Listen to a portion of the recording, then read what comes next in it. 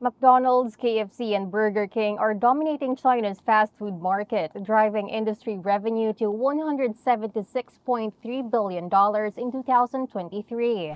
To find out how this happened, we have Therese Reyes of Canvas 8 and Emil Fazira of Euromonitor International. Therese, let's start with you. How did these big fast food chain players penetrate China?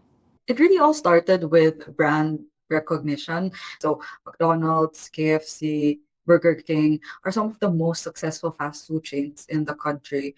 Um, and because of that, and that's because people already knew about them. But the key to their success was really catering to people's local preferences. So you have KFC offering congee, for example, and McDonald's with their Szechuan double chicken burger. They're offering something new and familiar at the same time, and I think that's really the key takeaway here. And then, of course, plays a really big role here because people go to fast food chains because they need value for money. So you want to make sure that you're offering truly good deals, and that's how all these like big players came into China and became really successful. Anything to add to this, Emil? And I would also just like to add that I think fast food players have also been really good in offering the convenience factor as well.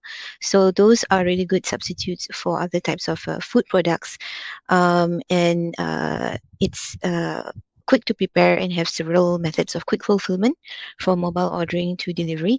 And I think in the Chinese market, that's also really important. So, how do you foresee the balance between Western and Chinese flavors evolving in the fast food sector? Maybe we can start with Emil this time. I think, in my opinion, the Western style fast food market in China has matured enough to the point where brands have to be more innovative to have staying power. And China is also now facing lingering economic uncertainty, where consumers don't want to spend more than necessary. So comforting traits are really strong factors. So that includes like nostalgic memories, sense of community, and also connection with the brand. So these are all achieved through localization and showing understanding for local cultures. And we see this covering, tastes such as the spice level, and then mimicry of specific classic dishes. And then also there is a method of preparation which portrays authenticity.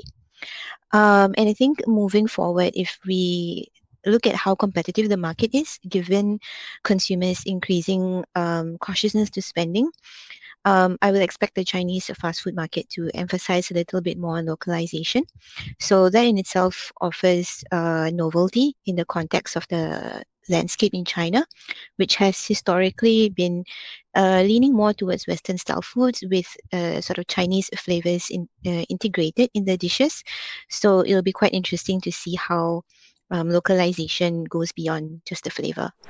How about for you, Therese? Actually see the same trend going further. So we're gonna see a continued like popularity in very Western types of dishes, but then with Chinese flavors. So for example, the chain Dastian has a Chinese burger, which is a burger, but it's different because it's made with hand rolled buns, very Chinese. And also the fillings are different. So you get Peking duck, pork slices, mapo tofu, things like that. In the future, I always also see a little bit more of a sustainability push when it comes to the product offerings. So obviously, this isn't a completely Western value, but then a lot more Chinese people or young Chinese people now are very interested in healthier lifestyles and more sustainable lifestyles. So we're also going to see that change in fast food in China. Now, considering everything we've just talked about in the past few minutes, what can other industries learn from the fast food industry's success within China? At Euromonitor International, we do track sort of fulfillment channels and so on. So I think the other industries could really learn from how the fast food industry in China has adapted really well to lifestyles and the adoption of digital tools, not just in fulfillment such as delivery and so on, online ordering, but also in engaging consumers. So in 2023, last year, we expected delivery to hold 24% sales. and online ordering is was estimated at 27% of total. So by 2028, we expect these two percentages to increase to 26% and 31% respectively. So if the fast food industry is actually driving the total food service industry through these digital means, then it will really also be helpful for other industries to learn how, not just in the case of making the food more accessible to consumers, but really in automation, helping brands employ different loyalty schemes, innovate more quickly, and so on. So I think with all these strategies, as well as seeing how the fast food industry is also aggressive in expanding, partly because of their adoption of digital strategies, then I think other industries could also learn how to do so, not just in the international metropolis cities, but also in the lower tier cities. Let's hear it from Therese this time. So based on reports that we published on Canvas 8, we've actually seen that there are three key factors that you can, remember if you want success as a fast food chain in China. Those would be affordability, convenience, and culture. People all over the world, these are the things that they look for in fast food. So affordability, because they want value for money. They want to be able to buy something, get filled up with it, but not have to shell out too much. And then, of course, convenience. You want fast food because it's fast. You can find it anywhere. You can eat it on the go. You can eat it wherever you are. But what brands often forget when they try to go into China is that they also need the culture aspect of it.